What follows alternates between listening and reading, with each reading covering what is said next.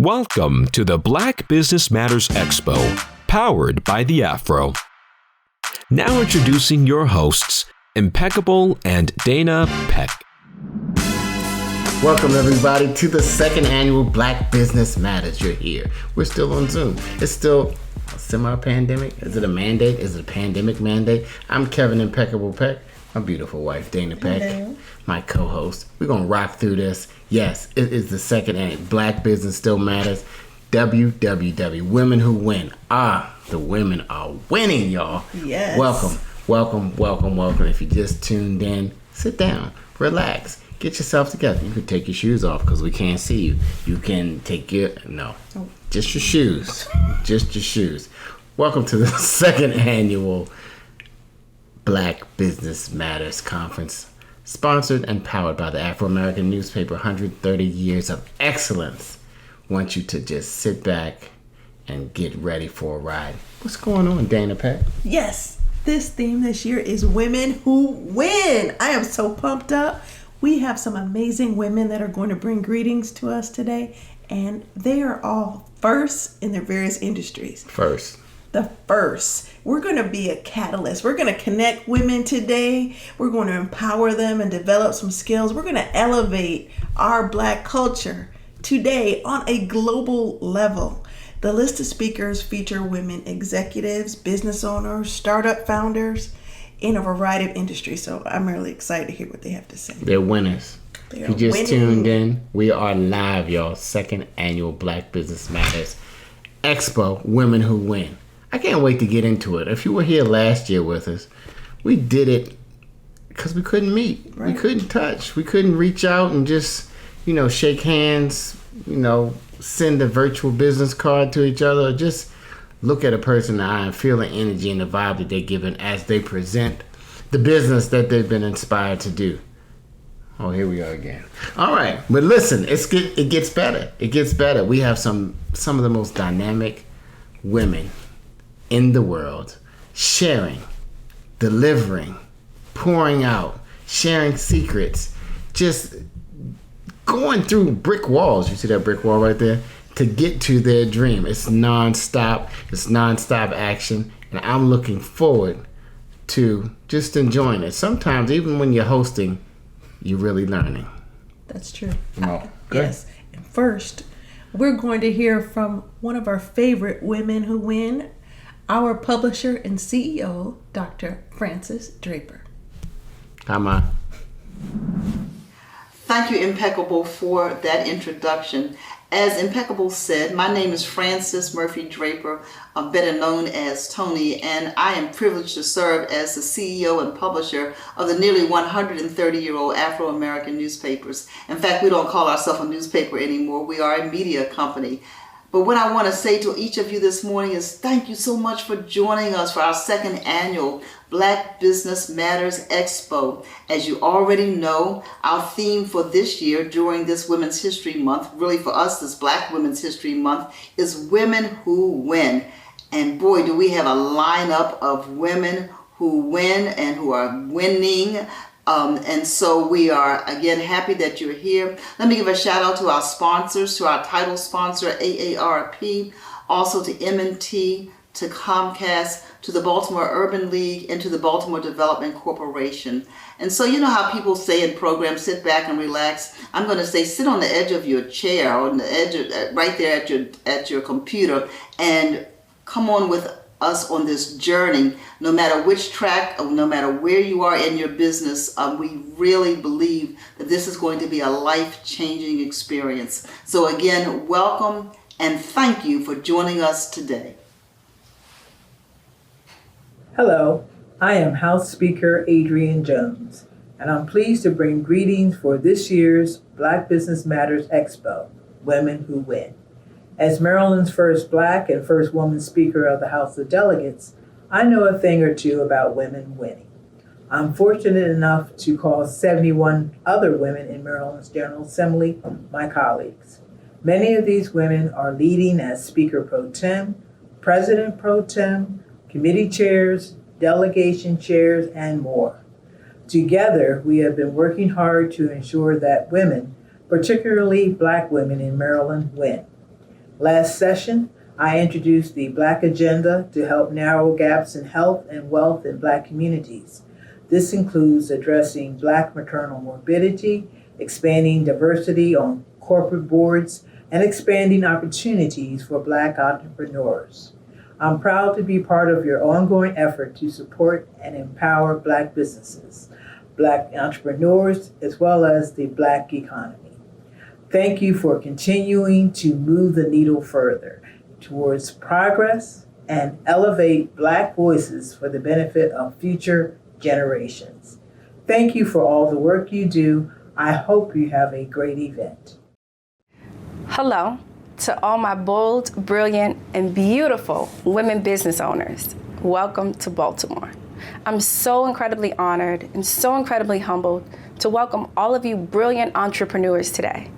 Every day, I'm in awe of you, your strength, your grace, your resiliency, your fierce advocacy to make a difference in your respective fields that directly impact our communities during some of the most difficult moments in our country's history. Black-owned businesses like the AFRO newspaper, one of the oldest African-American newspapers in the country, provides us as a community with a platform and a voice that allows us to lead, to legislate, to educate, to advocate, and to deliver for our communities in ways that only we can, which is why I'm so incredibly humbled to address the attendees of the AFRO's Black Business Matters Expo. Since 1892, this publication has understood the strength and the power of Black entrepreneurs like yourself, and they've been committed to unifying the voices of Black Marylanders for the advancement of gender and health and education, politics, and economic equality. We understand more than anyone else that we, as Black women in this country, are the foundation of our communities.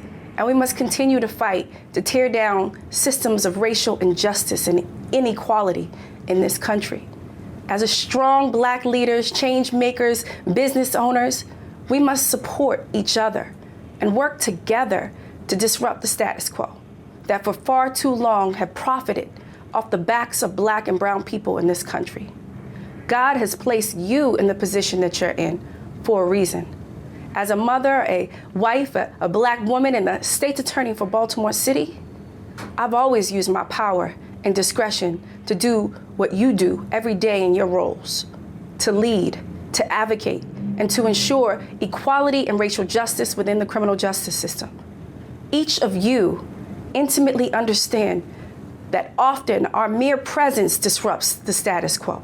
So keep doing what you do, you bold, brilliant, beautiful Black queens. Black business matters. Praise the Lord. Now let us pray.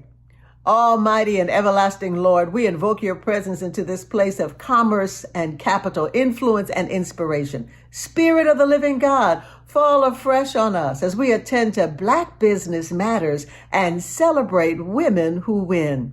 Encourage us in certain and uncertain seasons. Shift now the atmosphere from us dwelling on difficult people, places, and things to your divine power that knows how to handle the difficult. Forgive us when we could not see beyond our own lifetime to build lasting legacies for the yet unborn. Forgive us when we failed to look beyond our own front door to notice that the continuous tentacles of injustice extends from the edge of our neighborhood all the way to the Ukraine. While we watch our neighbors and neighborhood reel from one trouble after another, raise up help, O Lord, from unexpected places, because the expected places can't or won't do enough.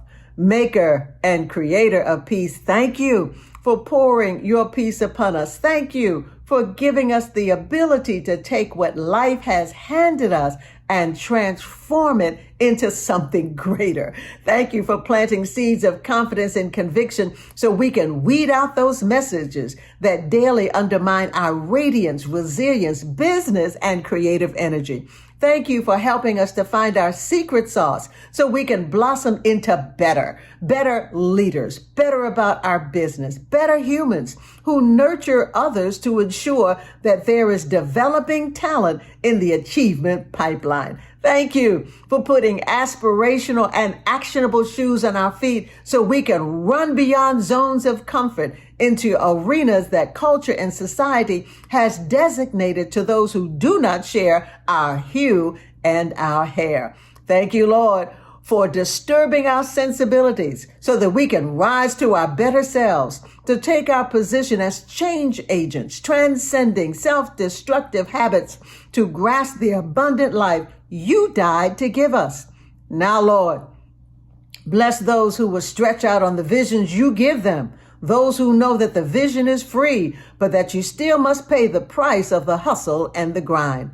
Bless those who sacrifice their own dreams to be celebrated beneath their potential, and the well-behaved contented with the status quo so that these dormant queens will awaken, shake the stars from the tresses of their hair, and remember whose she is, a woman who wins. Adjust her crown and rise above her personal standards to mature under the loving care of the Holy Spirit. Not that her race be won, but that your will be done. So we speak the name of Jesus in this place. Jesus, there is power in his name, healing in his hem to deliver us from every limiting idea and strategy that tries to destroy us with its plots of mediocrity and fear. Spirit of the living God, fall afresh on us again. And it's in your name we pray. And together we say amen. Come on, say amen again. Say amen one more time. Thank you, Bishop Vashti Mackenzi, for that wonderful, wonderful invocation. What's up, cuz? Anyway, don't tell nobody this is the family business. 130 years of inspiring, informing. The Afro-American newspaper is here, and they're going to continue to be here. Women who win. Yes. Let's get some music started. Morgan State University, my alma mater. What's up? Morgan MSU is in the building, and they're getting ready to bless us with their wonderful gifts. What are they singing today? With the selection, I Know I've Been Changed. I know I've been changed. Yes. Do you know? Some people sing it, but then they think they know they've been changed, but then they go act the same way. But I guess the act, you've been changed, but it hadn't caught up in real time yet. So the change is, so wait on some people. Be patient. Just because, you want them to be changed really quick, it's not always going to happen. Ladies and gentlemen, Morgan State University Choir.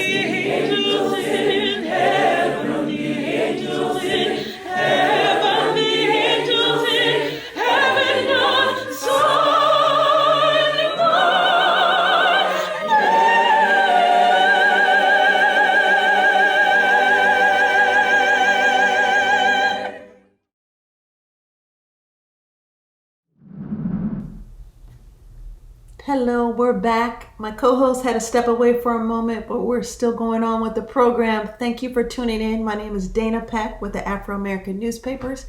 And next up, our publisher and CEO, Dr. Frances Toni Draper, will be conducting a fireside chat, we say, because we're celebrating Women's History Month in a mighty way. We're doing it the Afro way, and we're calling it Black Women's History Month. We are very excited to have three very distinguished, beautiful, and powerful women of distinction for this year's Black Business Matters Women Who Win second annual Fireside Chat. The three ladies together have a particular bond, making this Fireside Chat extremely special and interesting. You'll hear from Alicia Wilson, Savonne Ferguson, and Dr. Shanaysha Sauls. Enjoy. Greetings, everyone. We welcome you to our second annual Black Business Matters Expo. And this year, we're so excited about our theme and about our guests that we're going to have a chance to talk with today. Women who win. And the women who are joining me today are women who have won, women who win, and women who will keep on winning. I'm Frances Toni Draper. I am the CEO and publisher of the 130-year-old, almost 130-year-old Afro-American newspaper, a business started by my great-grandfather in 1892 when less than 2% of the Black population, reportedly anyway, could read. And so here we are today still carrying the torch. And here we are today doing what we do, highlighting African-American achievement. We have three dynamic women with us this morning. I'm going to ask them now to introduce themselves. And so, Savonne, I'm going to start with you. Thank you so much for having me. My name is Savonne Ferguson. I am an attorney, senior vice president, and chief compliance officer and associate general counsel at Neuberger Bierman, a private asset management firm in New York, but I am born and raised from Baltimore. Currently working in New York, but remotely from Baltimore, and happy to be here. Thank you. So glad to have you here. Dr. Shanaysha Sauls, take a moment to introduce yourself to us, please. Absolutely. I'm Shanaysha Sauls. I am the president and CEO of the Baltimore Community Foundation. I am not born and bred. I'm married into Baltimore. I've been here for 20 years, had my children here, raised my children here.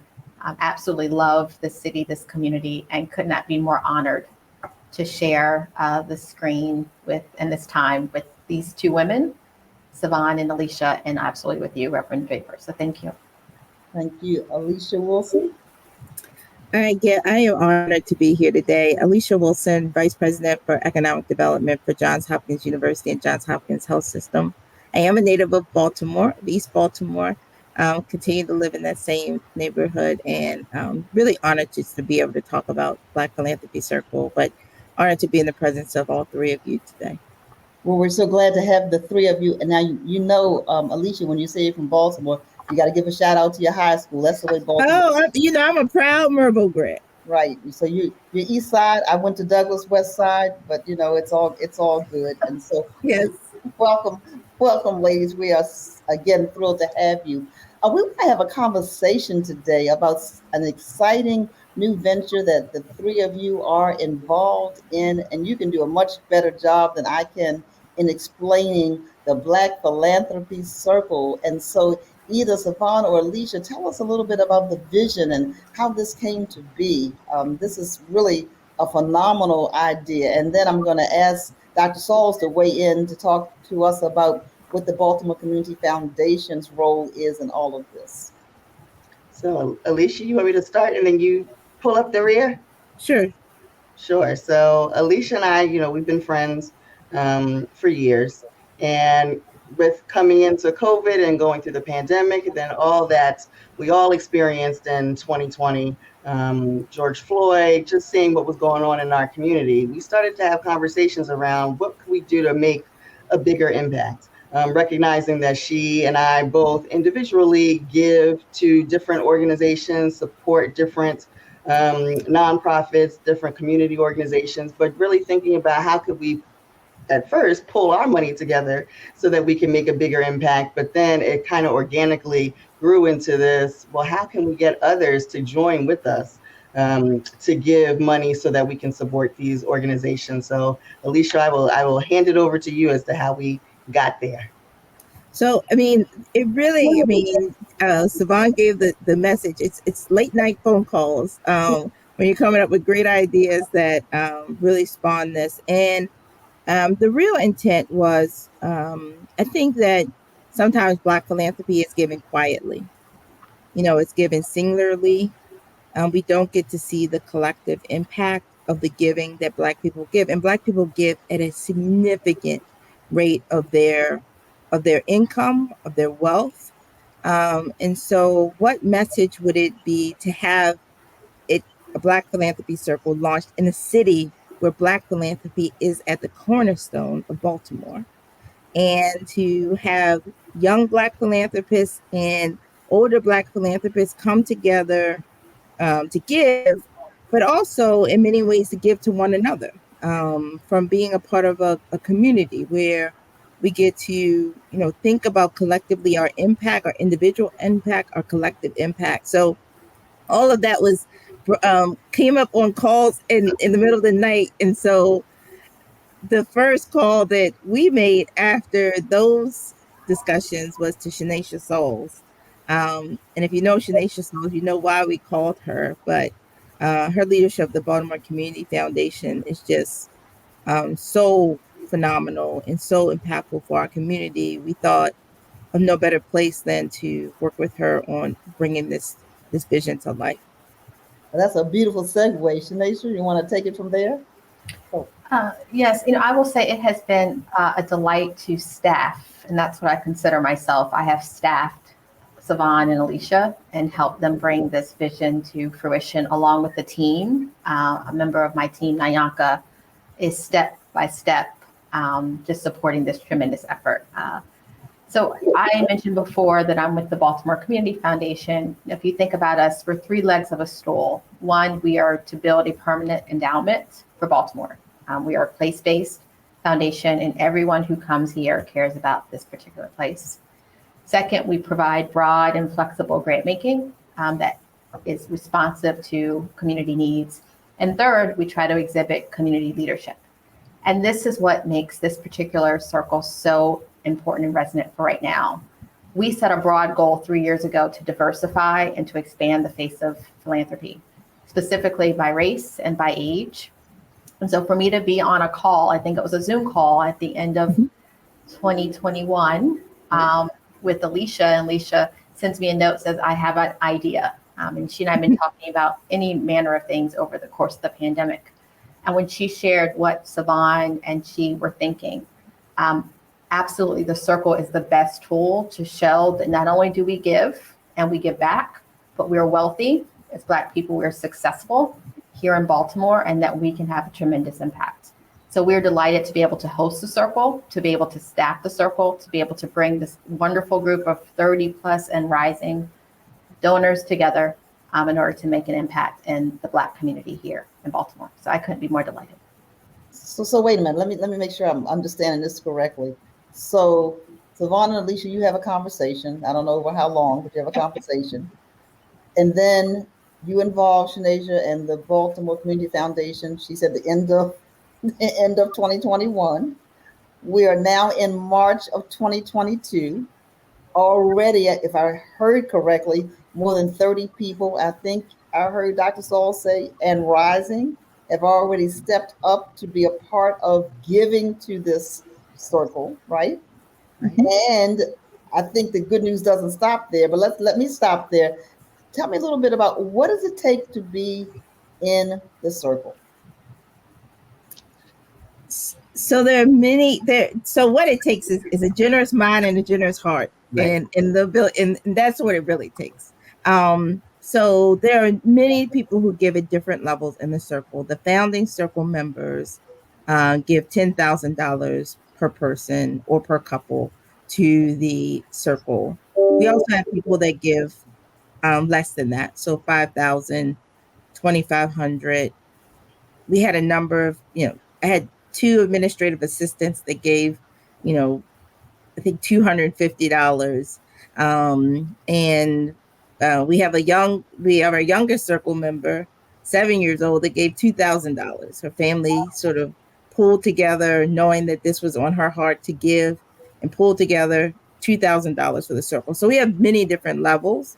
And the age range, doesn't sit at 7, but it sits in that 30, 40 range, 40-year-old range for majority of the givers.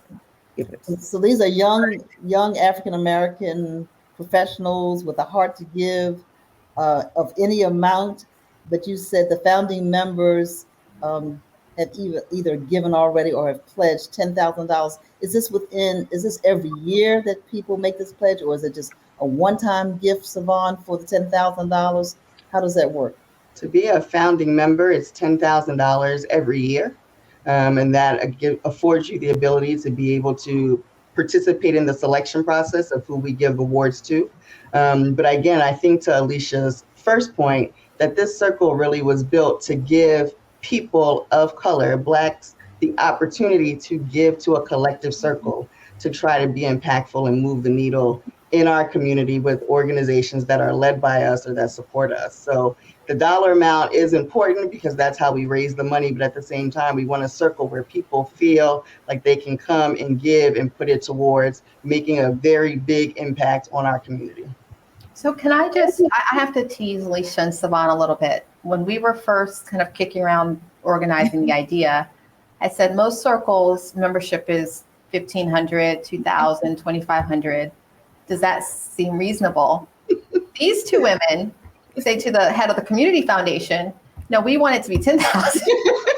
I said, excuse me? I said, $10,000? They said, absolutely. So, I mean, they just went, what did they say? Big, hairy, and audacious. And at the same time, making sure that the window was open for people to give at every level.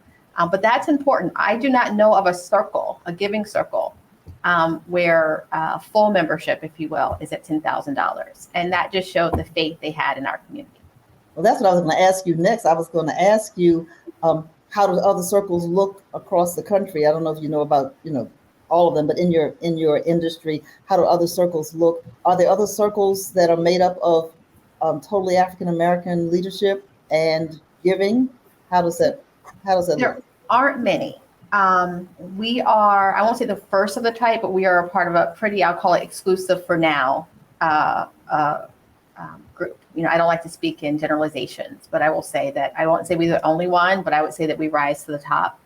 Most circles are tend to be specific to women. So almost, if there are 800 community foundations around the country, I'd say easily half, maybe a third have women's circles.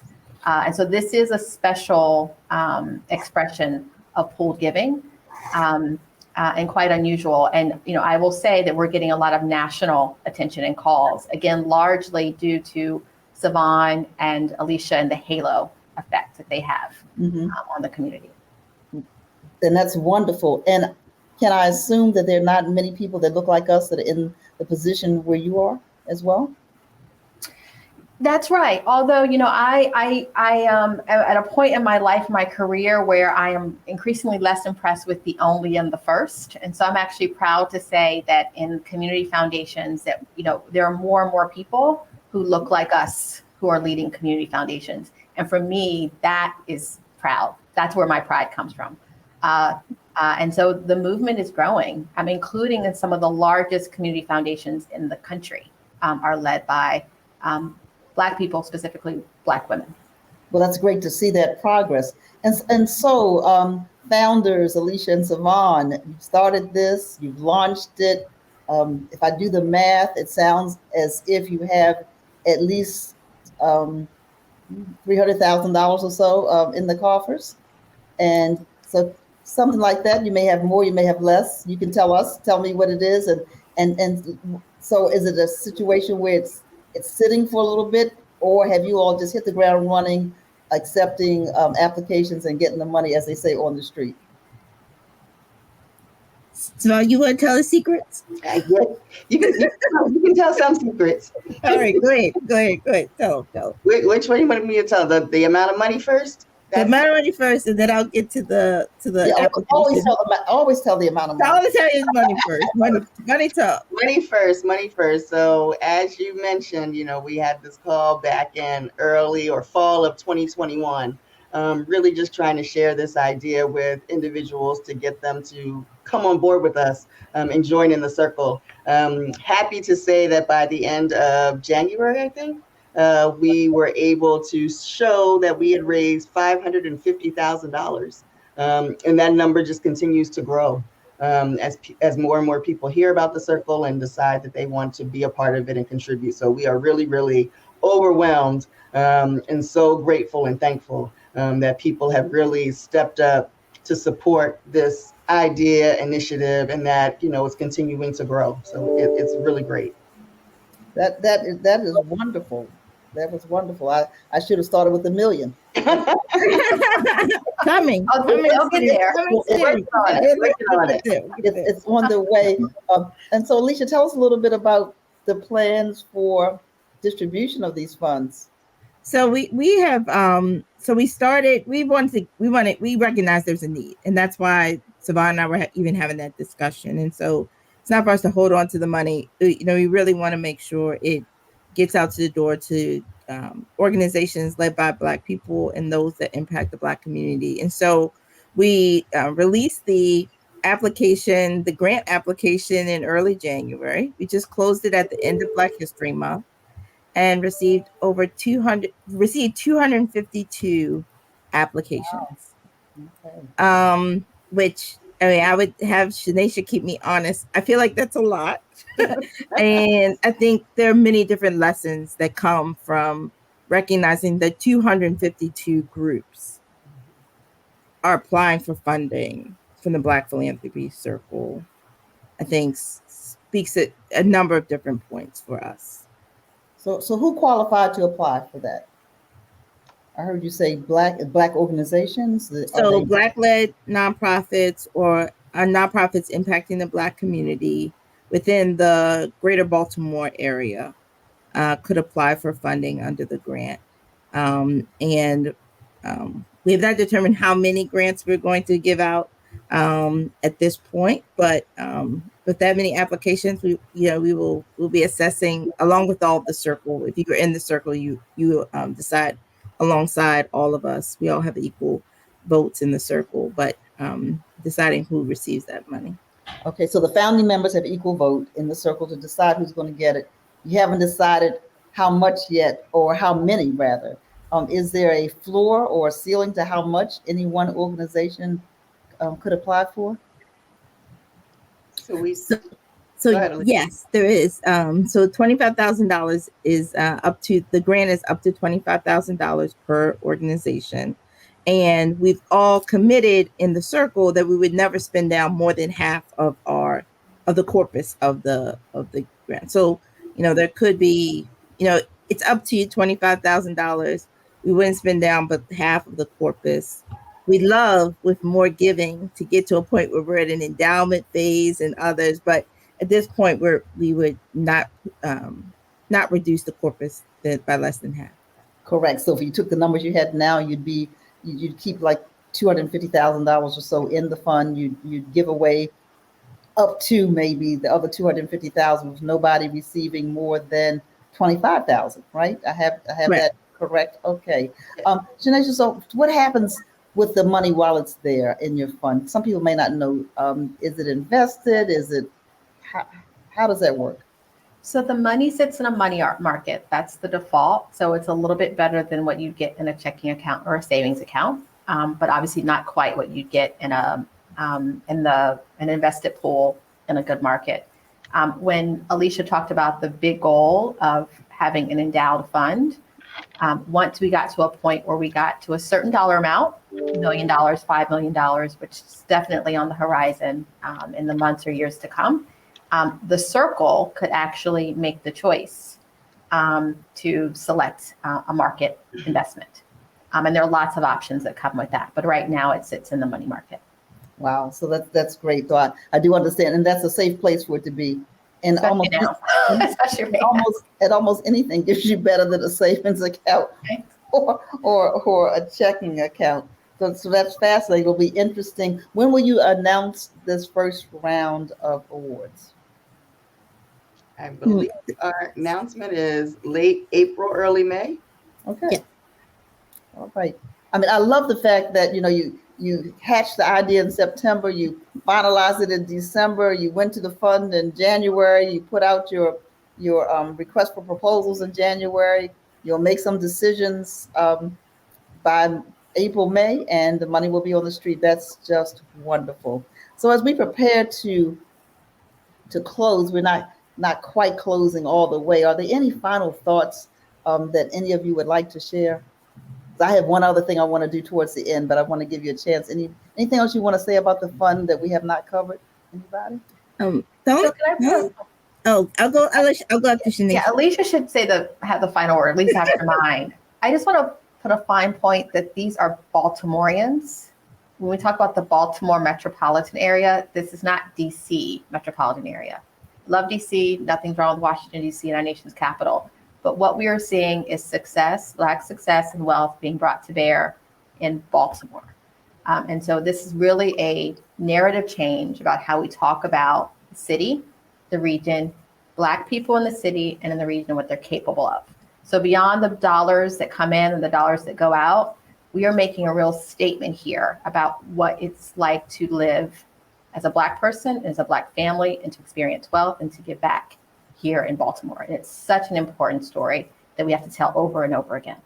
So that one. And I would just say before Alicia takes the last word, that as part of that, really, again, the ask is, and it's a space for giving. So please, for those that haven't given but want to give, and even if it's not at our threshold founding amount, please, this is still a place for you to be able to share your giving with others like you, Black people of color, so that we can really make an impact in our community.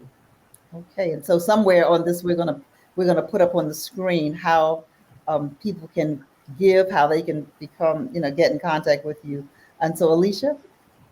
I'll leave on this note. I know that people may doubt what you say, but I think they always believe what you do. And in the Black philanthropy circle, we recognize that young people, that others are watching what we do. That the story of Baltimore is wrapped up in the stories of its people. And we just hope and pray that the story of Baltimore, like Shanaysha and like Savonne said, understands the greatness that is within our community. That we have more stories of triumph than of tears. And that's rooted in the rich history of our Black residents. And so I hope that that's a message that the young people that live on the same street that I live on in East Baltimore here, but I hope the people around the country ultimately know that great things happen for Black people in Baltimore, and to take hold of that. Wow, thank you all so very much. Thank you. Thank you.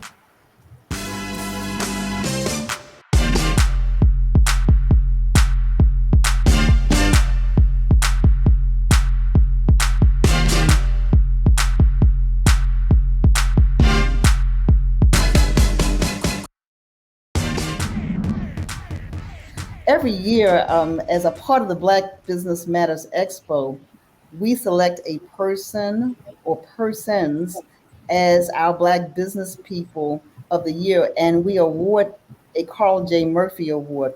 Carl J. Murphy, and the J stands for James, but people don't know his name was Carl James Greenberry Murphy, was my grandfather who sat at the helm of the paper from 1922 when his dad died until 1967. He was a German professor before he became editor of the family paper over at Howard. And most notably, he was the first African-American chair of the Board of Trustees of what was then Morgan State College, and a great patron of the arts. He was a philanthropist through and through, with a great interest in young people, similar to you three ladies, and you three young ladies at that. And so it is our pleasure, the AFRO's pleasure, to present to you the Carl J. Murphy Award for Business Excellence. And we're going to virtually show that award and actually put that in your hands. And so Thank you.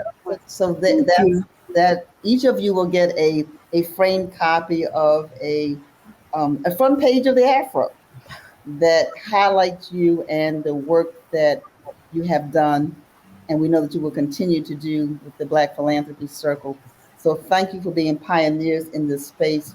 Thank you for what you do for a community in general, but in particular what you do for Baltimore and Baltimore City. And so we applaud you and we thank you. Thank you. Thank you. Thank you so much. Thank you. Welcome. You had to put a little bit of music on in case you're getting tired. Hey. Okay. See, when you work for yourself, sometimes you need something to pick you up. You know, I'm gonna do like they used to do on Def Comedy Jam. Cut it, DJ. Anyway, welcome back. This is the second annual Black Business Matters Expo. Women who win. We getting into it. It is. We're in it all the way. Listen, you can, if you gotta go. We're recording it. That's right. You can come back and see it, pick it up, because it's gonna be a nugget that's gonna change your life today.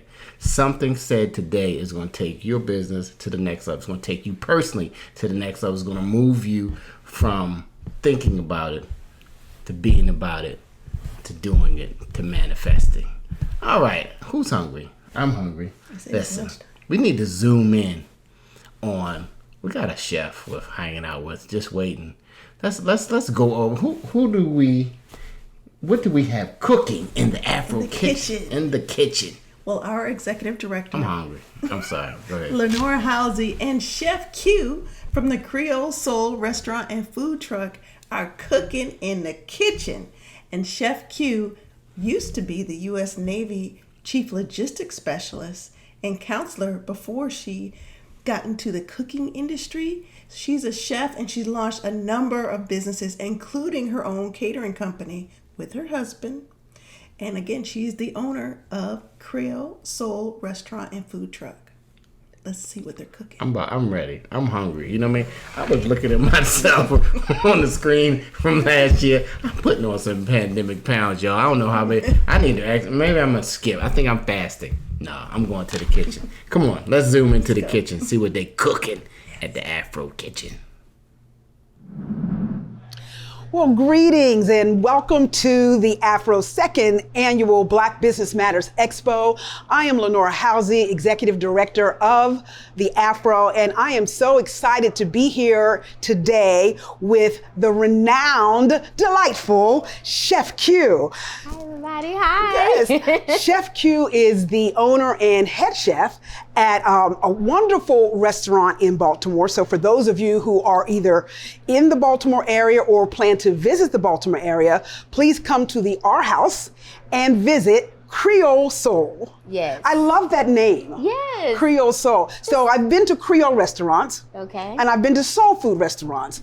What makes a dish both Creole and soul? Oh man. So just a little bit of history about our family. Yes. We come from New Orleans, Atlanta, North Carolina. So it's just a healthy mixture of the South. And of course, you know, New Orleans cuisine is kind of got that French inspiration behind it. So that's what kind of made the Creole and then just the Southern feel and twang to it. Yeah. So, yeah. Some of the best and most eating I've ever done in my life has been in New Orleans. Oh, I guess, yes. or New Orleans. Yes. Pronounce it correctly. Nolans. Yeah, It's Nolans. That's really the way to pronounce it. So tell our audience a little bit about how you got your start, because I know you served in the military, you and your husband, so thank you for your service. Oh, thank you for your support. But how did you go from being, was it a logistics officer? Yes, so actually to this. Oh, Well, yeah, it was a lot. So, so I served 25 years in the Navy. I just currently retired July 2021. My fiance did as well. So he did 24 years as well. Wow. And so we found our way to Maryland just based off of just being in the military, being stationed in Andrews Air Force Base. And then, so once we retired, it was like, hey, let's just venture into the restaurant business.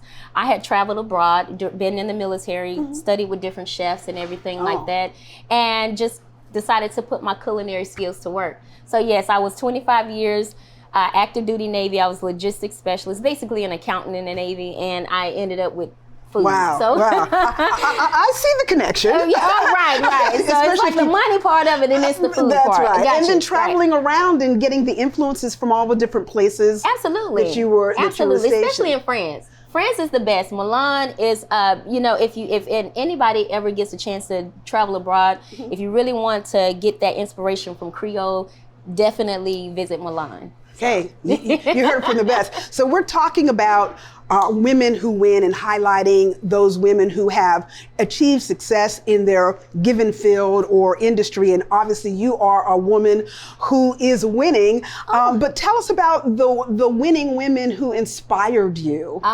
There's so many to name, but I will tell you that the most inspirational woman is obviously this woman that's sitting on the counter right here, and this is my mom, the late Miss Mamie Barnett. She's just been an inspiration in my life. She taught me everything that I know about cooking. She gave me my deep roots, what it means to be a true Southern woman, and and she hit my hand a lot with a wooden spoon when I didn't get it right. So I had to learn quick. So that wooden spoon, that's yes. right. And then obviously, and then obviously this is my fiance's mom. She was very inspiring. Although I didn't get a chance to meet her, she through Diedrich and his siblings, I just learned so much about her and just her story in itself. She's a true woman that was winning, and I just love her story, so I'm gonna always honor her as well. That's right. And that, again, that's what today is about, honoring women who win. And again, you are winning with a lot of winning, delightful things on your menu. When people come to visit Creole Soul here at the R House in Baltimore, what should they expect? What are some of the dishes that are highlighted on the menu? One of the things is that we are going to, so what we're making today, which is the seafood, or should I say the kitchen sink gumbo. We have our amazing shrimp and grits that was inspired by my mom. We have our awesome icebox banana pudding that was inspired by Diedrich's mom, and it's just it's just a whole medley of things. I'm telling you, you can go wrong with nothing on the menu. I promise you, even down to the beignets. We got beignets, girl. Oh no, we got beignets. Right here in Baltimore. Don't even have to board that flight to New Orleans. You sure don't. Don't worry about it. All right. Well, watching our waistlines in the background, we're going to make something absolutely delightful today. So tell us what we're making and how we can do it, and perhaps how those of you can do it at home, or at least give it a try. Well, yes, it's definitely doable.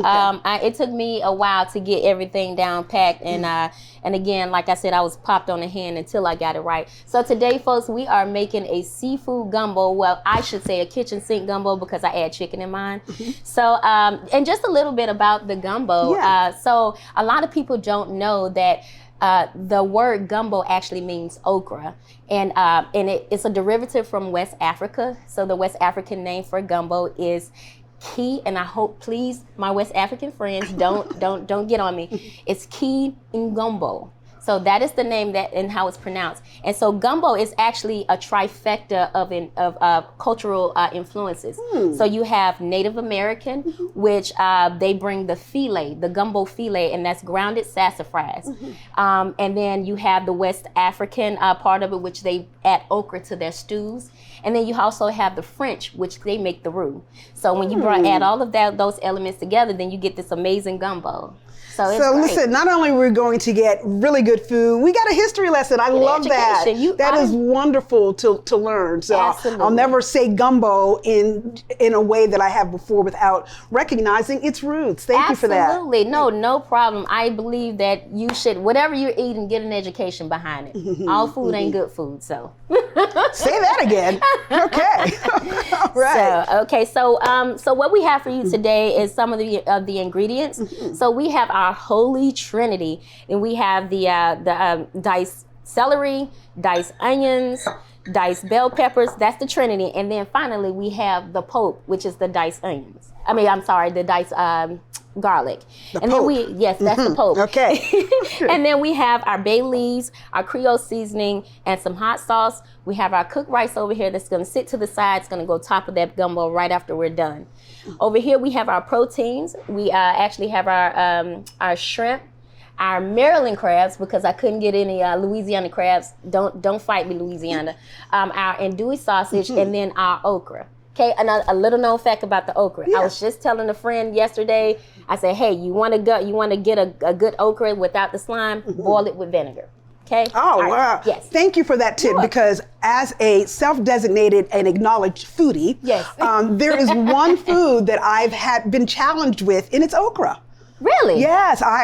It just doesn't seem to suit me, but I like that tip. Yes, absolutely. I like that tip. Maybe that'll be the. And the Creole seasoning, is that house?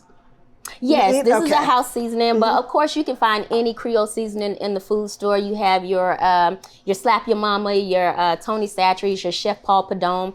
You have all of those great seasonings, so don't even worry about it. Just go pick something off the shelf. You'll be okay. Okay, well, let's make some gumbo. Hey, let's do it. Okay, right. So how can I help? Okay, so you're gonna grab this, and I'm gonna grab this right here, and we're gonna go to the stove. All right. Okay, I'll follow you over there. Okay, and so what we have over here that's actually heating up is the hardest part of the gumbo, and this is the roux. Now the roux is 1 cup oil and 1 cup flour, so it's an equal parts, right? And so what you do is you put those things, those two together in a really hot pan, and then you just keep stirring until you get this nice consistency of brown. Okay, let me just say something. Yes. I've done exactly what you just said, and my roux does not look like that. Well, see, that's the science behind it. Okay. So that's the science behind it. And a lot of, if you get light skin roux, you ain't eating gumbo, girl. Okay. So we're going for brown skin roux here. Yeah, you got to get, like, it's got to be, dark, like a dark chocolate. Listen, and everything I like that. it. So what you're going to do is going to take maybe about 20 to 30 minutes to make this roux. And then once it's all, put together like we have in the pan, then we transfer it over to a pot. Okay, now I'm just going to set these here. Is that okay? Yeah, absolutely. All right. Yep. So I'm going to transfer this over. Oops. And and so once you have it in the pot, just let all of that go in there. And then what's going to happen is, let me stick this back here. Okay. So now that the roux is all done, you're going to take all of your seasonings, and then you're just going to dump them in there. And then what's going to happen, all of these are going to just cook and mesh together. And once that cooks down, we've actually prepared some chicken stock and some seafood stock that we got from the shrimp shells and chicken thighs. So anytime you're cooking chicken or want really good chicken stock, use the thighs. Okay, so you've made the stock with the chicken thighs, the seafood. Did you say the shrimp shells? Yes, the shrimp shells. Okay. And the shrimp head. All right. Yes, so all of that makes a really good roux. Okay. Thank you, ma'am. Yeah, that's apparently where I've been going wrong. Yeah. Not use the shrimp head or the shrimp eyes or ears or anything. Listen, this is why we are here. We are learning. And do you smell that? I mean, it is. Amazing. I wish our viewing audience could smell what I'm smelling. It is amazing. Yes. It's amazing. I'm ready to eat it already. So once that's sauteed and everything is cooked and everything is ready to go, then what you'll do is you'll grab your seafood and your chicken stock, and then you will add it to the pot. Okay.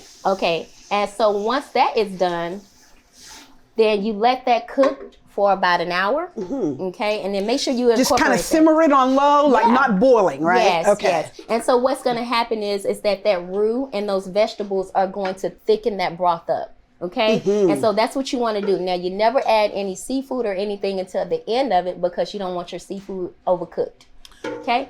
Wonderful tip. Okay. Now, I noticed when you added these ingredients, you know, as I'm sure no chef actually does measurements, but for those of us who might want to try this, what are we talking? You put what, a cup in? Yes. Okay. So you have a cup of the Trinity, which is the bell pepper, celery, and onion, and then you have a teaspoon of garlic. Okay, and then you're just making a small pot, so you have one cup of oil and 1 cup of flour to make the roux. Okay, got it. All right. So now that we all have all of this incorporated, that has cooked down. I actually have a pot already made of gumbo. My. Absolutely, and so this is how it actually looks.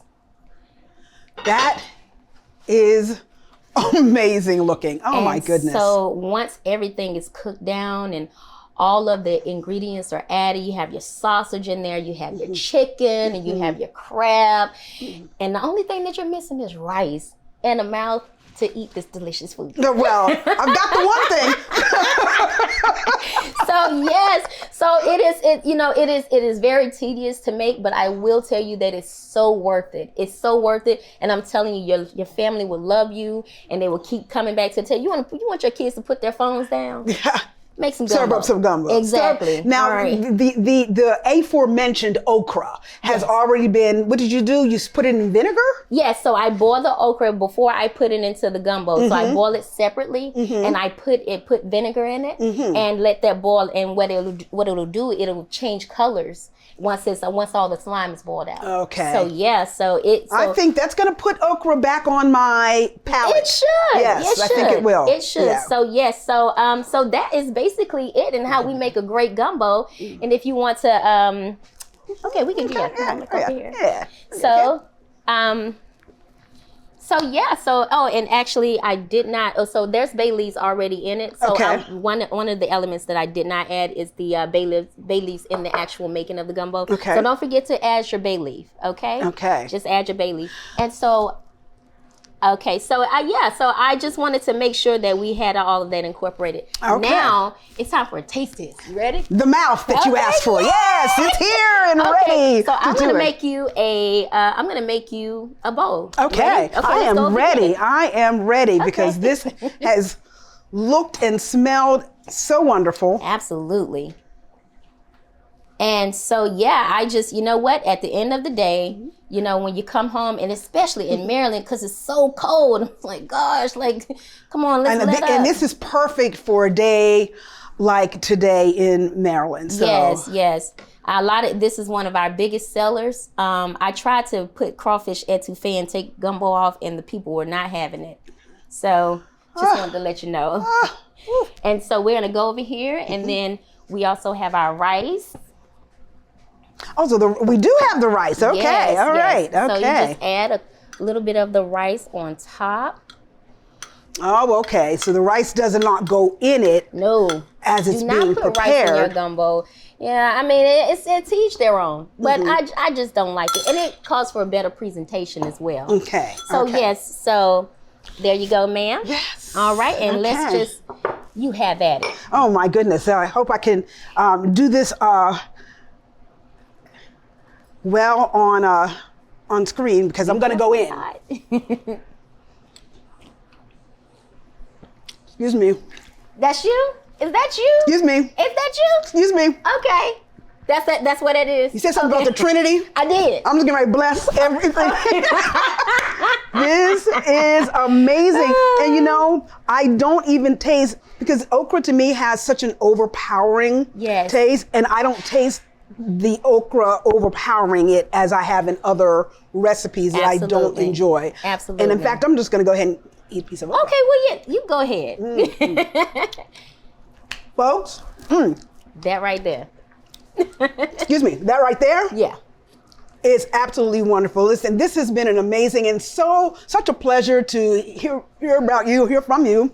And hear about your inspiration and all the women who have won, who have inspired you to do this.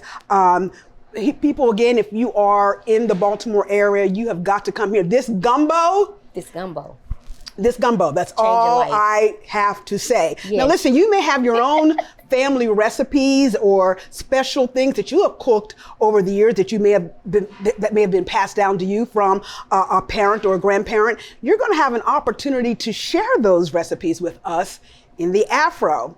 I'm going to take this to Dana, and she will tell you a little bit more about the Afro's upcoming cookbook. Thank you, Afro. Thank you. Thanks, Lenora and Chef Q. I can't wait to try that recipe. Has it been 2 years already? It's the second annual Black Business Matters Expo, WWW. No, we're not talking about .com. We're not talking about the World Wide Web. We are talking about women who win, and we're not talking about in the kitchen, even though we are in the kitchen, but we're talking about our cookbook. The Afro has a brand new cookbook. Man, this is cooking with love. You have people who have submitted recipes that have been passed down for generations. Yes. I'm talking about you can memorialize that dish right in the AFRO Cookbook. It's going to start out as a physical and it's going to move on to the digital. And talk about when you turn the page, they're going to come to life and they're going to just explain. They're going to break it down. They're going to say, I put a little this and I put a little that and then I pinch this and I pinch that. Can you measure a pinch? Sure you can. Now, some people's pinch is bigger. Pinch can be, you know, you ever get pinched at church when you're not supposed to? Okay. A big pinch. Okay, impeccable. I'm sorry. Okay, I was talking about a pinch. I understand. All right. I just want our viewers to know that there is still time for you to submit your recipe. Memorialize your grandmother or your mother, your grandfather, your father, that special dish that your family is accustomed to at those special occasions. You can submit your recipe to subs, S-U-B-S, at afro.com. I got hungry thinking about that sub. You know, we used to say subscriptions, but who wants to spell subscriptions? The sub sounds so much better, especially when we're taking a break. The expo is fantastic. Yes. I'm having a fantastic day. I'm glad we got a chance to step into the kitchen and do some cooking. Well, I just want to tell you one thing. Okay, I'm sorry. Okay, no, it's not that. It's the wrong show. Yes. Right? This is a family show. I'm just going to tell you that I put something in the air fryer because, you know, during this pandemic, the air fryer has been my friend. I mean, you're my friend. You're my best friend. But the air fryer is my best friend. Yes. Because I stopped eating fried chicken, everybody, until the air fryer came back down. Yeah, so we'll have air fryer recipes, but I love some more. So please submit your recipes. The book will be on sale to honor what? Black Cooking Day? No, I'm just saying. No, 130 years. I knew. 130 years of just celebrating and really highlighting, inspiring, informing, and educating the African American community.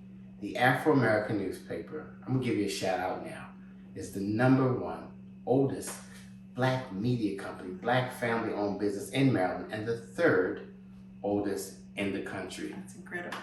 Hats off, I would say. Yeah, I don't have a hat on. But Afro, we love you and thank you. And the cookbook, is the cookbook going to be there? The cookbook will be at the 130th anniversary celebration. Will you be there? Of course, I'll be there. I'll be there. And I want you God willing is what they to told me. reserve. Oh, that's true. You have to say God willing. God willing. Yes. God willing, you will reserve this cookbook right now.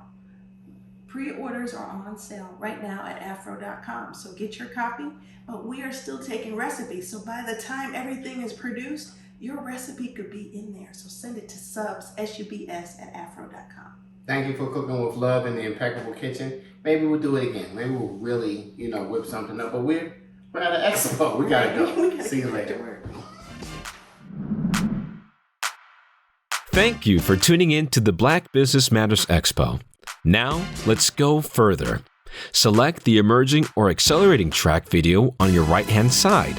When you get there, push the red play button to join the session. Remember to use the theater or full-screen view for the best experience. We hope you continue to learn and enjoy.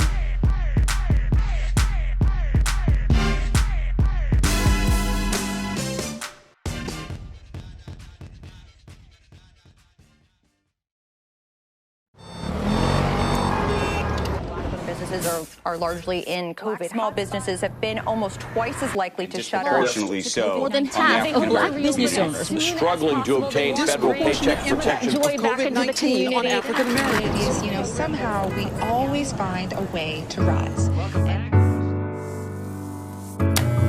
To the blueprint builders, to the backbones of every block, to the late night legends and the pioneers of legacy, for the curators of the culture, for the family franchise, and for generations to follow.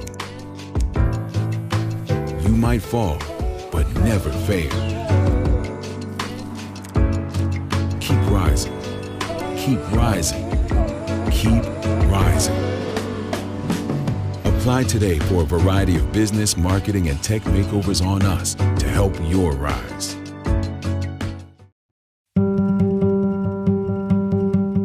From Baltimore, born and raised, honey. So I started off with a modeling agency, and I was embellishing pieces for the models to just get more attention, get more attraction.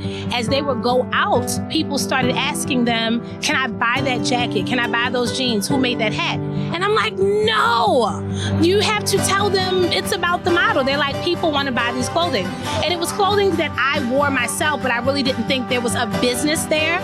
So eventually I started selling the clothing to people out of my second bedroom. And then of course it grew into the business. So it's been amazing. What I loved was having relationships with women, with their self-esteem. And a lot of that comes from the outer appearance. So my styling is a part of that. So whoever thought you can do what you love in business? I didn't. And then luckily I found out and was able to follow my passion. And this is what I love doing. I'm so fortunate to have gotten with M&T because there's so much you don't know. I'm a designer, I'm an artist. So when it comes to the business aspect, everything from your point of sale to your retirement planning, M&T has helped me through all of that. It's a partnership. The thing about the dollhouse is it's not generational. The mother shops with the grandmother shops with the granddaughter. So it really breaks those kind of barriers. It's just about finding that piece that you love. And people love that we have that one-of-one pieces, so you have an exclusive piece that's just for you. Getting with the right bank that's going to help you along the way with things that there is no way that you are informed about. Because those are the relationships and that's the foundation you need to have longevity in your business. Thank you for joining us at today's Expo. I hope you're getting everything you hoped for out of this event and more. This is the first of many events that the AFRO is presenting this year, all leading up to our 130th anniversary gala in August. Other events as listed are the High Teas, one at Martin's West in Baltimore on Saturday, April 23rd, and the other at the Masonic Temple in Washington, D.C. on Saturday, June 26th. Ladies, pull out your Sunday best, your hats, your gloves, all your fancy wear, because these high teas are also high fashion. Oh, and gentlemen, you're welcome too. And lastly, you don't want to miss the AFRO's 130th anniversary gala on Saturday, August 13th at Martin's Crosswinds in Greenbelt, Maryland. 130 years of continuous publication of the nation's #1 Black newspaper. Now that's a reason to celebrate. You'll find more information about these events and other news you can use on our website, afro.com. That's www.afro.com. We hope to see you at all of our events.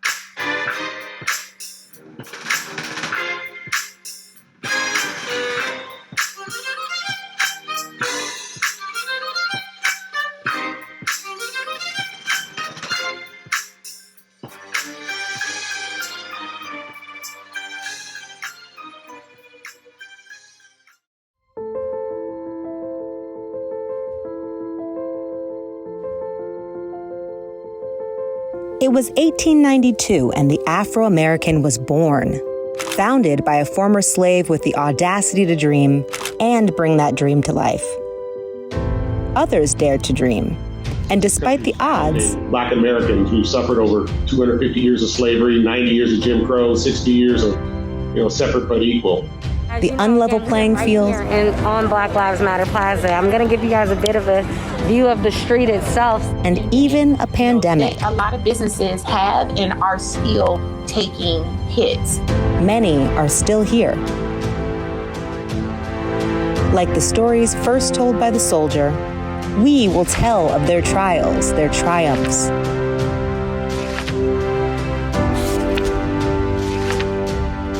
Those that paved the way and those who continue to thrive today.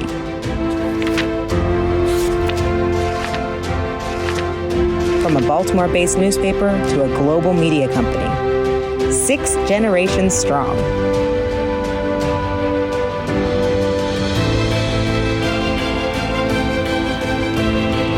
Celebrating 130 years.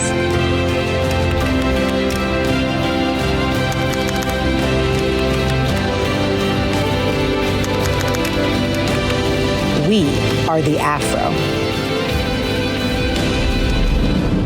And we're still here.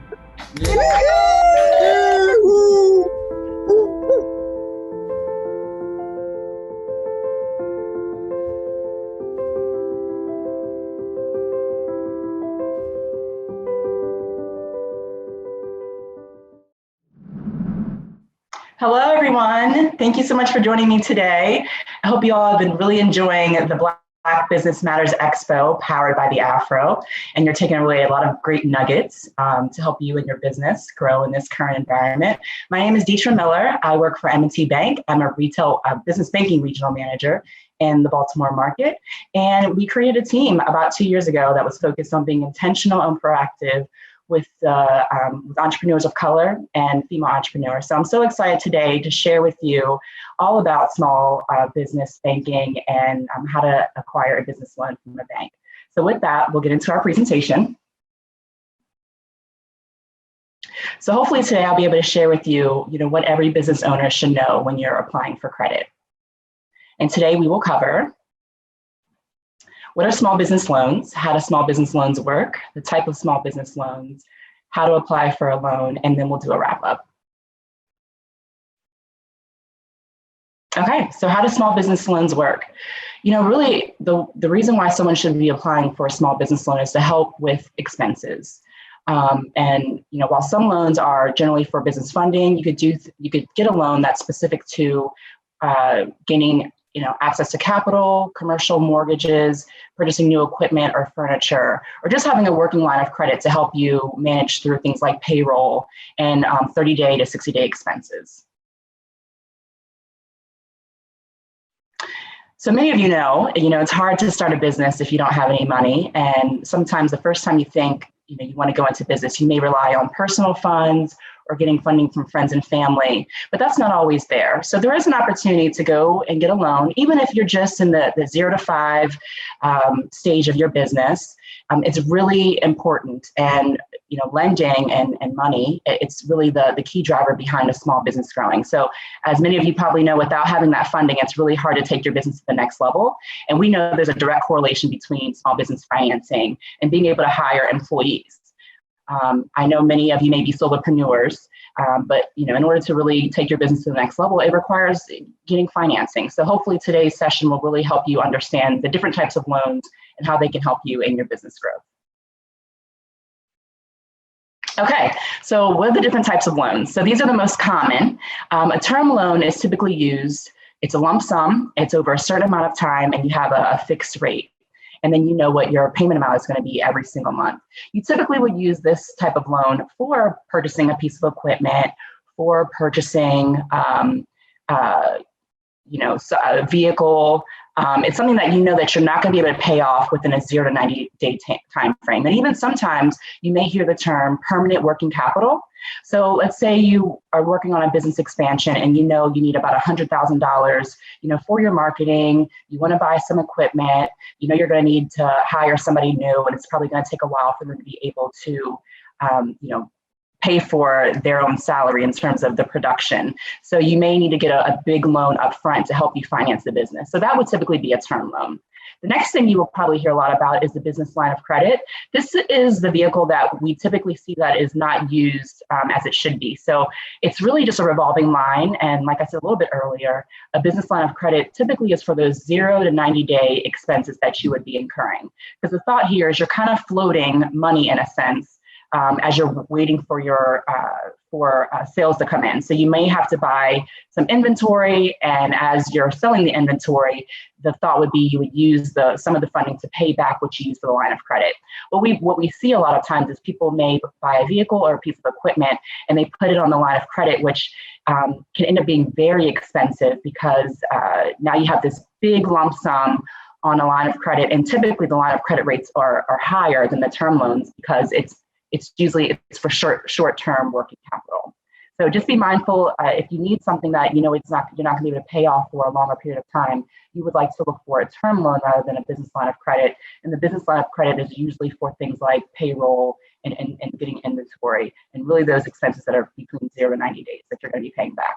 Also, if you see that your balances on your line of credit are on there for longer than 12 months, you may want to think about what we would call terming out that balance, because it really is more like permanent working capital versus being funding that was just placed there temporarily. So just want to keep that in mind. Also, you have your equipment loans. So these could be a little bit different than a term loan, which you may see that banks will do, even as you may hear about an equipment line.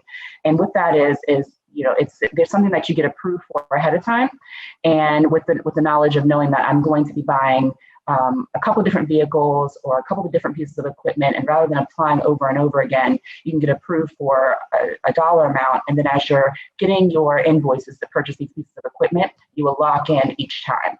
So an equipment loan, it can be a little bit different than a term loan. It can be a little bit more flexible than having to apply for a loan each and every time. One thing that's not on here is a business credit card. So that does work similarly to a business line of credit.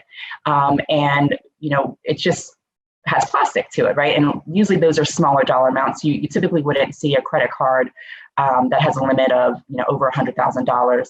And a business credit card could be a really great way for you to get started in your business if you are in that really early phase, and maybe you haven't worked out your projections and things that you've thought about in terms of growing your business, but you just need something to get you started. Using a business credit card versus using your own personal credit may be a great way to go. So I just wanted to point that out because I know it's not sitting here on the slide. All right, so many of you may be scratching your head thinking, well, I'm really early in business. How do I even go about applying for a loan? I don't have financials to show that my business is generating the revenue for what I need for credit. So many of you may or may not have heard of the Small Business Administration. So the Small Business Administration, it's a government agency that offers support and resources to small businesses, and it offers guarantees to loans. So we do have a few graphics here. And just to make sure everybody understands, the SBA, Small Business Administration, they do not provide you with the financing. It's the banking institutions that actually lend you the money, and the SBA guarantees our loans.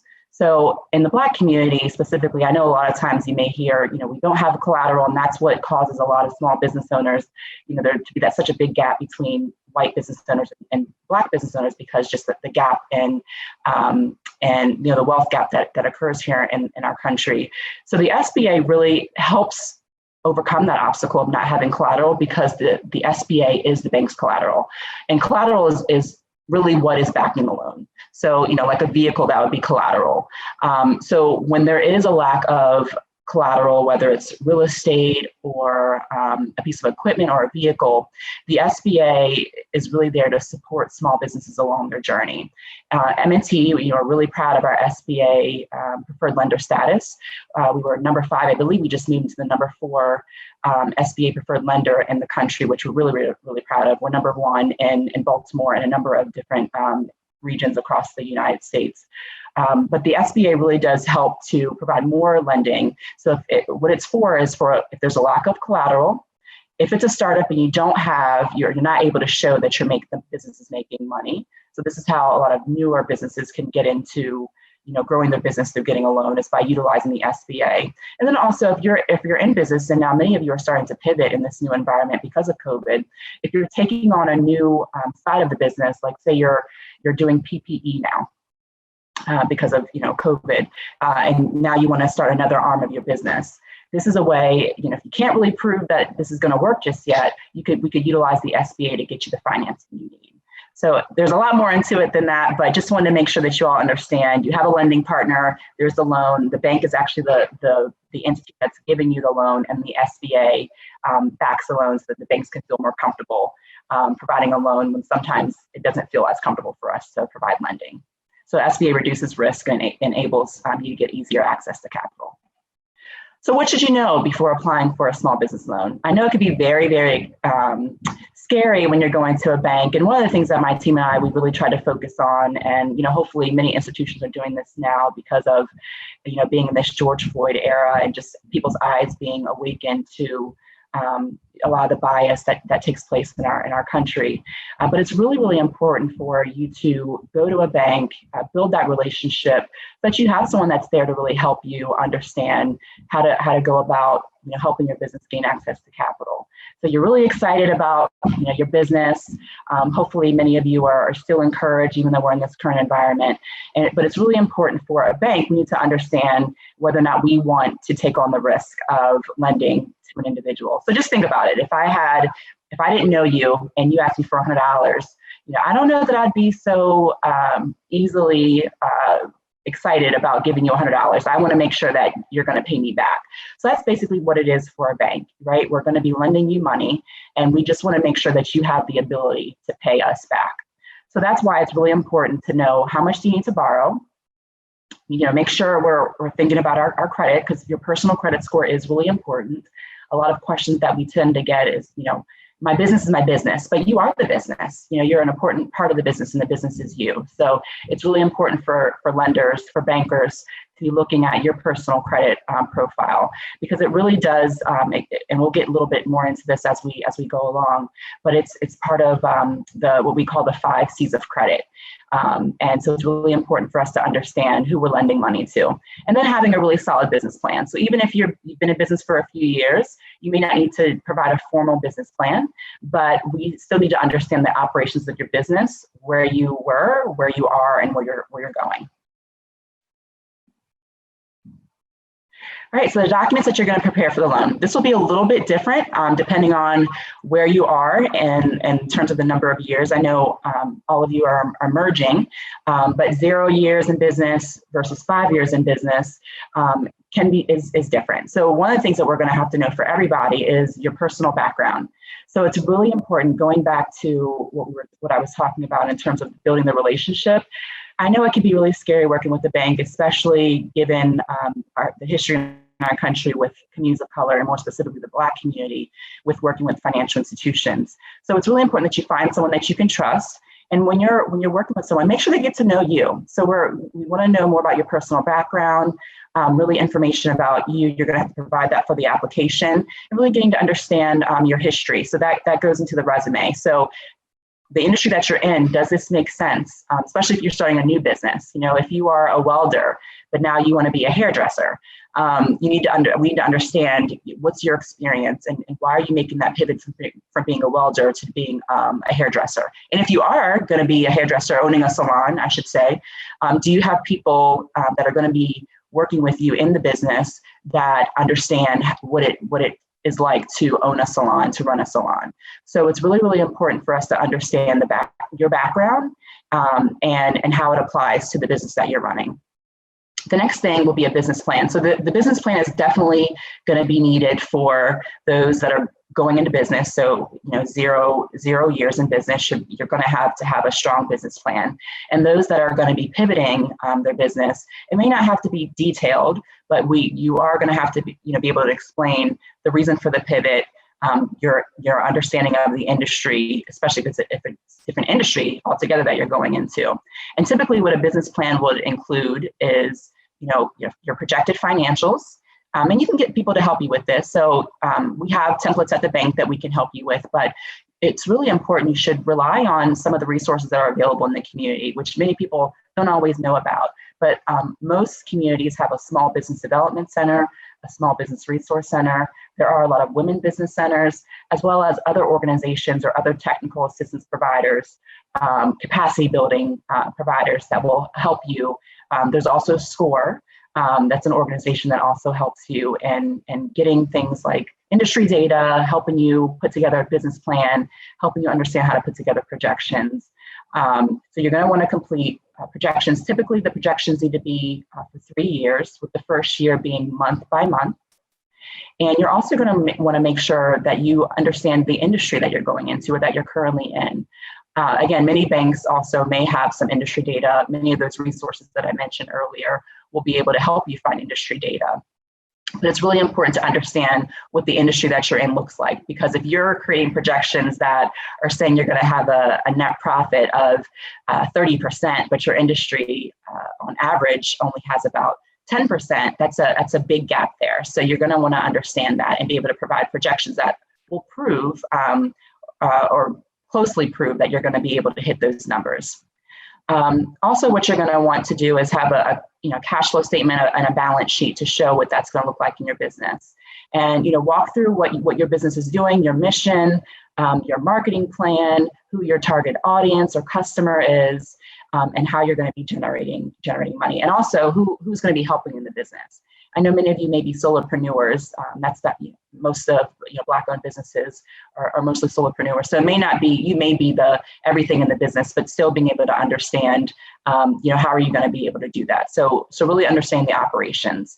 Next, the income tax returns are really going to be for those businesses that have been in operation and actually are generating income, but your personal tax returns are going to be needed as well. So typically, most banks ask for 3 years of personal tax returns, and then how many ever years you have of the business.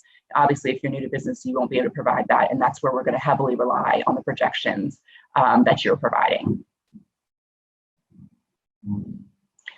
Right, so again, for the documentation of the loan, your loan history, you're going to get the bank statement. So loan history, that's if you already have other outside loans. So that's also going to be taken into account for whether or not you have the ability to pay our loan as well as the other loans through the income that your business is generating. Bank statements, you may need to provide these. It's not all the time, but if you're having just a hard time in showing cash flow, these may be helpful in providing to the banker that you're working with.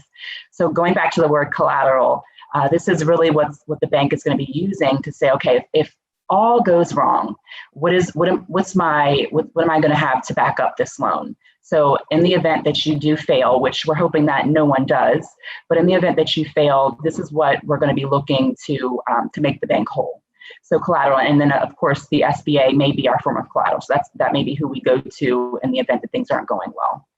How are you going to be using the loans? So back to when we were talking about the different types of loans, it'll be really important for us to be able to match up what the financing that we're giving you against what you're using the loan for.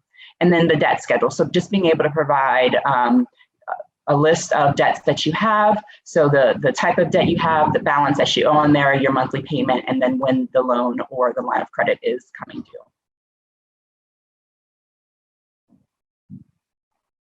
Okay, legal documents. So again, these are things that you're going to need most of the time anyway, even just to open up an account, but making sure that you have your business license or registrations.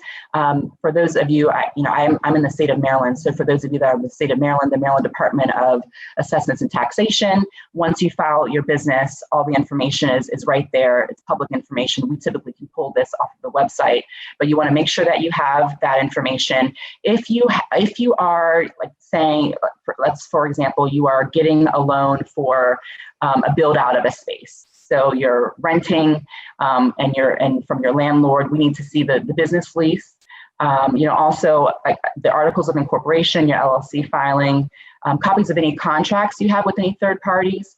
So if you are purchasing a business from somebody else, we want to get that agreement so that we see that there is a binding sale of that business that you are going to be purchasing. So that would be really important for us to put in our package, our lending package.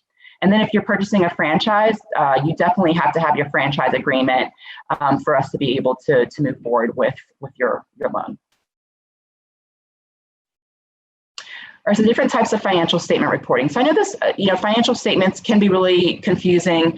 Many of you have got into the business because you're really good at what you do and you know how to do that thing. You may not be as interested or have the time to always be looking at your finances, but it is really important to understand how money flows in and out of your business.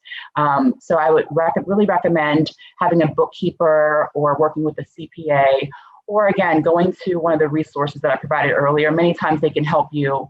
There are a lot of services available now these days that can help you manage your finances instead of you just doing a spreadsheet. You do have things like QuickBooks and other services that can help you manage the inflow and outflow of money into the business. So what the financial statements do, they really help us understand how does this company make money, and what is your company worth. So that usually is on the balance sheet. So your balance sheet shows your assets and liabilities. Again, if you are really new into business, you're not going to have this. So that's why we're really going to rely on those projections.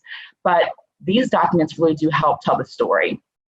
And this is why it's really important to have trusted advisors that are helping you manage the money in your business. What we typically tend to see, and we'll get a little bit more into this with the income statement, but we look at your tax returns. For a business that has definitely been in operation for a few years, we're looking at your tax returns. And I know it doesn't always tell the perfect story for your business, but it does tell a story.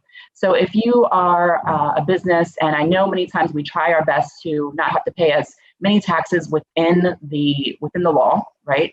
If you guys have CPAs, that hopefully they are working within the law, and if there are tax write-offs that you can benefit from, by all means do that. But you have to be aware of what your tax strategy is, because what we're going to look for is the bottom line, the net income on your income statement. And if you don't have any net income, what that looks like to a bank is that you can't pay us back. There's no money to pay us back. So it's really important that you understand that. For those of you that are currently in business and you're filing taxes, be sure to look at your tax returns. Many of you may just be doing a Schedule C if you're a smaller company, or a single member LLC or sole proprietor. But it's really, really important that you all pay very close attention, because that could be what prevents you from getting a loan. So I want to make sure that you all have time to just go through that and take a look at it. So what tells us a story is the income statements. That's how money is coming into your business and how money is going out. So your income and your expenses, and then you have your net income at the bottom.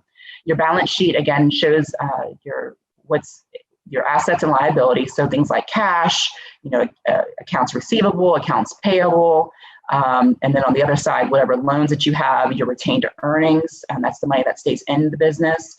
Your statement of cash flows or profit and loss statement. Really, a profit and loss statement is sort of like a tax return in a sense. Your profit and loss is what you kind of manage throughout the year, and that's what is used many times for your tax returns. And then your own personal financial statement, which most banks will have their own template for you to fill out. But this shows your financial wealth, any type of income that you're bringing in, especially for those of you that are side hustlers and you're maybe working full time or even part time and you're still working in your business. Seeing that outside income would be something that's helpful, especially if you're new in business, because now you're showing that you have outside income to help you get through these first few years in business. And then your credit report. So you don't have to bring that to the banks. The banks will be pulling that as they're, as you're applying for credit. But we do look at the credit report. So things we look at is how are you paying people on time? Are you overextended or underextended in credit? So what is your debt utilization or credit utilization, I should say? So those are all the things that are really important to help us tell the story. And then, of course, you are an important part of that story. So getting to know you and understanding, what your goals are for the business will be really important in helping us get to the next step. So again, in terms of financials, we typically look at 3 years of financial statements. And what this does is helps us look at trends. So that's where it will be really important for you to come in, because if we're looking at your business and, say you were doing really, really well and you were growing year over year, and then you had a year where the your sales went down. We just need to understand that. So that's why it's really important to be open and transparent and really vulnerable.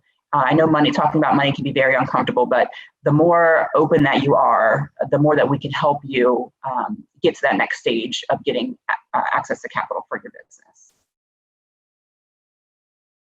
All right, so the income statement, as I was saying earlier, it's really just a summary of how your business is performing, and it shows your profitability or lack thereof over time. And what it looks like is revenues, and then you have your expenses, and then it shows your profits. And hopefully there will be a profit, or it may show a loss. So here's a sample income statement. And what many of you may notice, if you look at your tax returns, this is what will show if you don't necessarily create an income statement on your own, which I do recommend using some type of tools that you can track month over month. But this income statement will look very similar to what you see in your tax returns. So you'll have your revenues. It'll show the cost of goods sold, so the cost of either your product or your hours, if you're someone that is more of a service business and not much of a product business. But as you can see here, you generated $100,000 in sales, but it costs you about $60,000 for those sales. And then there's a gross profit of $40,000. So the gross profit is before any expenses are taken out. Then you have things like marketing and advertising, your general and administrative, more of the operational kind of behind the scenes things, and then any other operating expenses. So as you can see here, the total of those operating expenses was $30,000. And now if we take the 40 minus the 30, now we have about $10,000 you have. And then you have things like, you could have interest expense, and that would be if you're paying another loan or a line of credit. Income taxes also be taken out of that. So at the end of this, now we see you have a net income of $8,000. So why that's important to us, because that tells us, okay, after you pay all of your expenses, you have $8,000 left that you're profiting from the business. And that's the number that the bank is going to be using to say, okay, now how can they pay us back? Or do they have the ability to pay us back?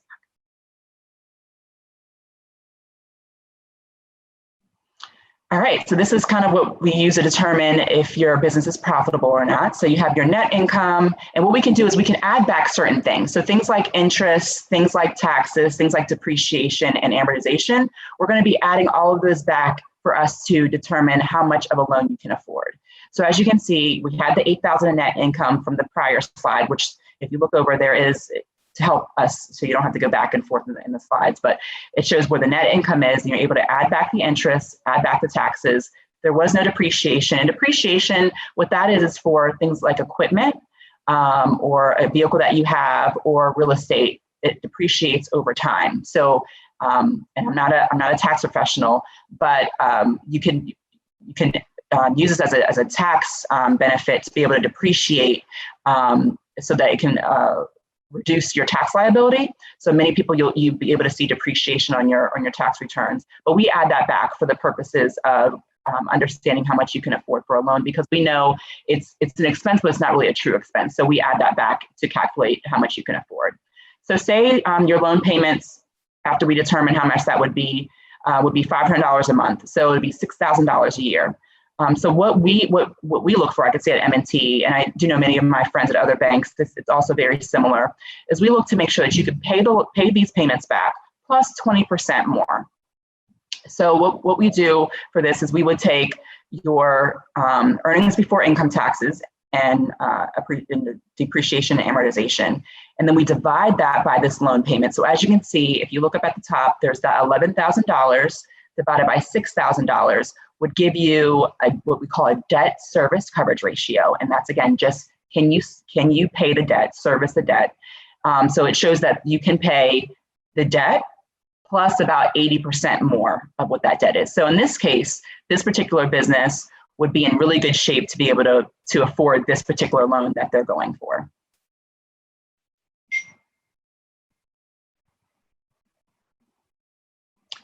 All right, so personal credit factors. I know we kind of talked about this a little bit earlier, but it is really important. I know it could be a little bit of a scary thing because maybe there were certain situations that caused us to not have great credit, but it is really important to understand where your credit score is. You also, for those of you that may not know this, you can go to www.annualcreditreport.com to get your credit reports for free one time a year. And you can get all three of your reports from all three of the credit bureaus. Now during COVID, you actually can get them more frequently. So if you go to the website, it'll let you know that you can request them a couple different times. And so it's really important just to make sure your credit is in really great shape.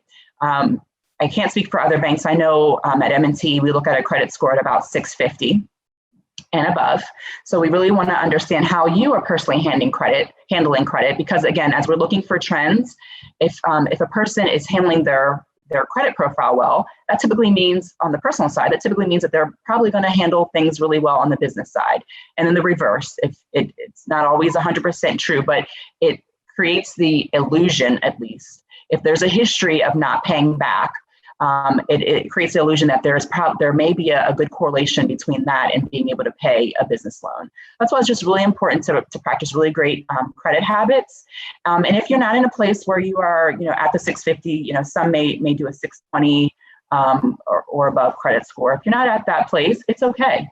Now's a good time to take a look at your credit reports, make sure everything is reporting on there accurately. And for anything that's not accurate, making a dispute to make sure those go away. And then for the things that maybe, I had a situation and things weren't going well at the time, and I had to decide between feeding my family and paying a debt.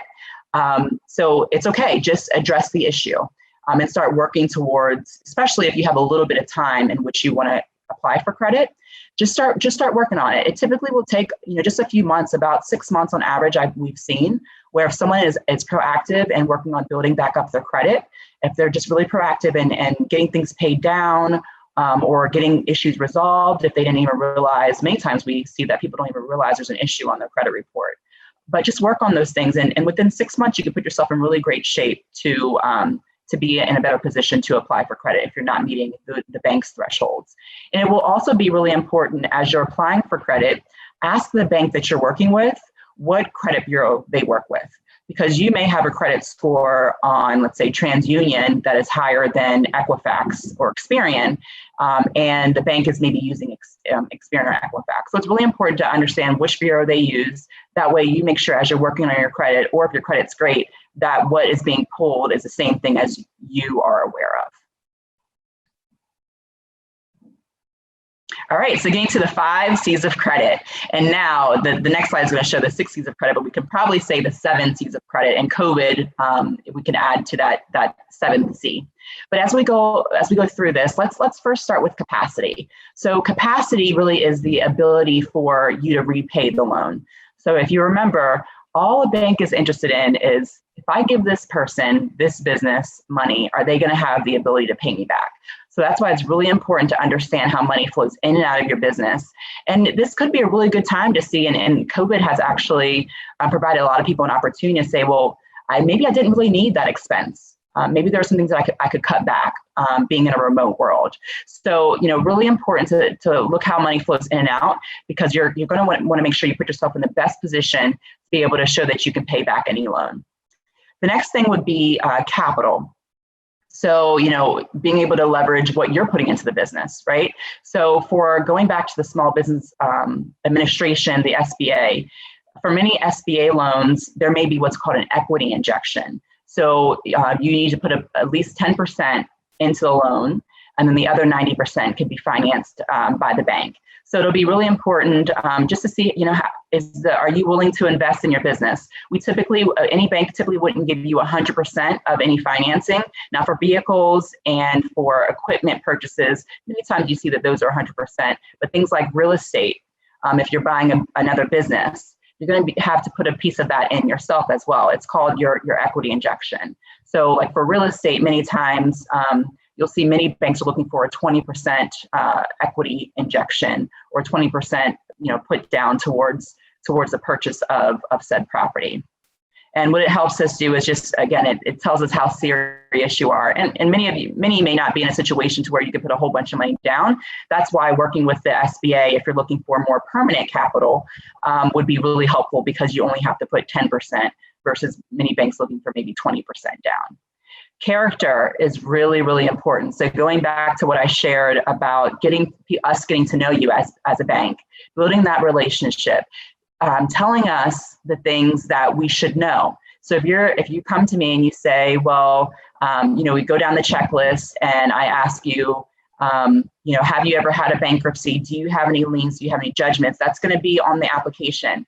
And then if something comes up out of that and it says, well, you do have a tax lien, but you told me you didn't, that really, it shows, and I know sometimes we used to be scared to share information, but it kind of goes against that trust factor. So you should try your best, and you don't have to share everything under the table to a banker, especially for someone that you don't really know.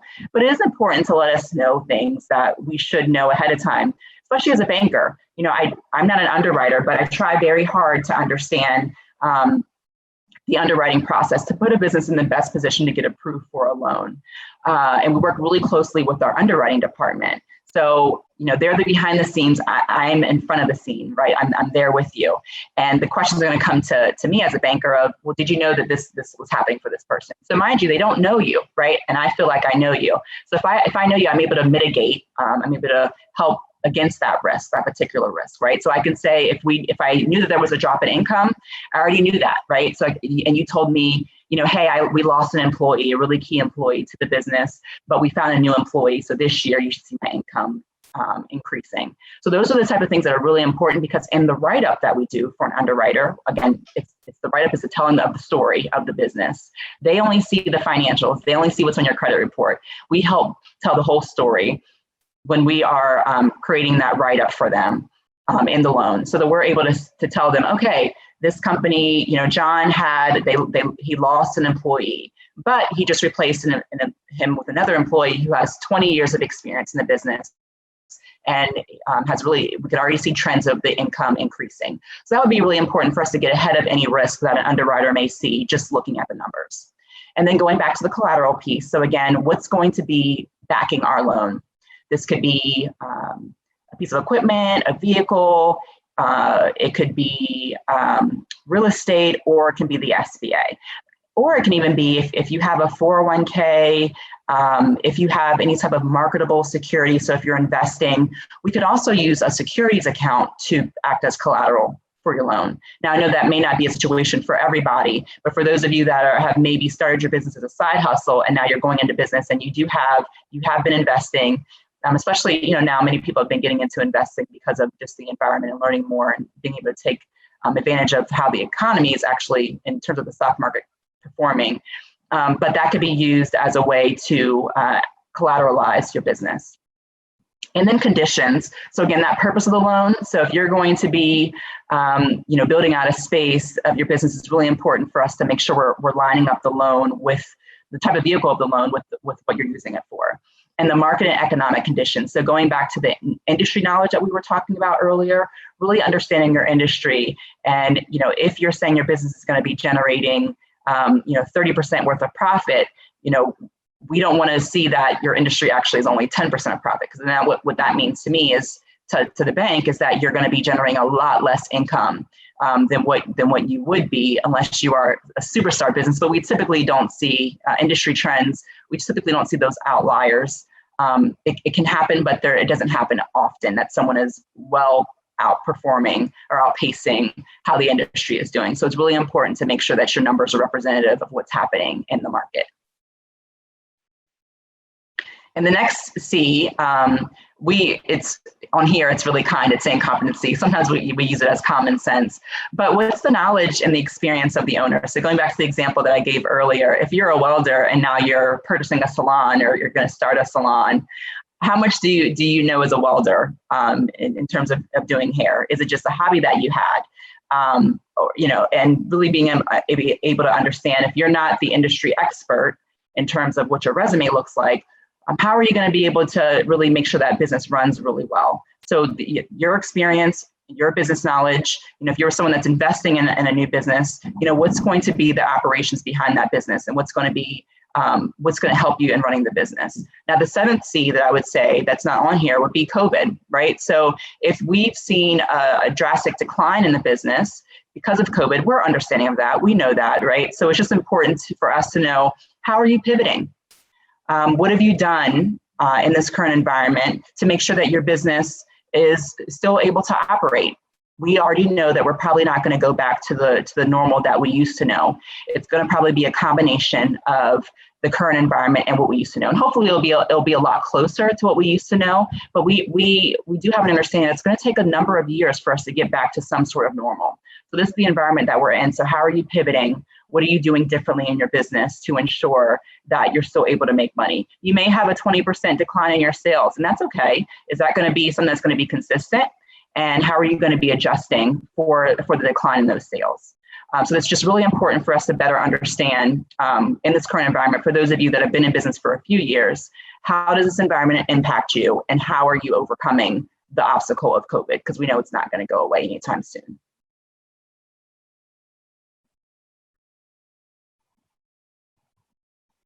All right, so I know I spit a lot of information at you. I hope this is helpful. I know you're all on just a great journey, and I understand that this environment has made it just really difficult for many of you. But just keep the faith, keep moving, keep believing, because banks are still lending. We are out here to help you. And I can speak for my team and I at M&T and for my colleagues around the bank as well. We are indeed helping small businesses. We know that small businesses are the backbone of our communities, especially in communities of color, especially in my beloved Black community. This is a way for us to generate wealth. So we do not by any means want any more small businesses to go out of business. It's just really, really important for you to remember some things. Do your homework. What is it that you are looking to do in your business? How are you pivoting? Really making sure that the operations of your business are intact. Make sure that you understand how money flows in and out of your business. If you are someone that's getting started in the business, understanding your industry and really understanding, who your profile customer is and how you're going to be generating money. Then going to know your numbers. That's going to be really important for you to understand your numbers. So if you're someone that, maybe typically is a little bit nervous of finances, that's okay. It's never too late to be into them now. And for your own sake, you want to make sure that you went into business because you have a passion, right? But we want to make money, right? This is our livelihood. So being a business owner, I don't want to see people bleeding money. I really want to make sure that you all are making money. So understand how money flows in and out. Be transparent, which I know it's really hard because, and I, maybe shouldn't be as transparent as this, but I know banks have not earned the right to earn your trust. I know that they do not deserve the right to earn your trust. But there are a lot of good people. And there are a lot of great banks. And I do believe working for M&T, I know we are truly, truly about the business, right? So we want to help you along your journey. So the more transparent you could be, give us the good, the bad, and the ugly, even for things that you may be ashamed of. It's okay. But having someone that you can trust, that you can talk through those things with, so they can help you. We are a part of your team. I believe in, that we are an extended part of your team. And I love my customers. We love our customers. So it's really important that we feel like we have a relationship. I hope this was great information. My information will be shared for all of you to access me. Even if you just have a question, I'm open and I'm here for all of you. I want to make sure all of you succeed. So happy journey. I know it's not an easy one, but please keep the faith, and I hope you guys enjoy the rest of the expo.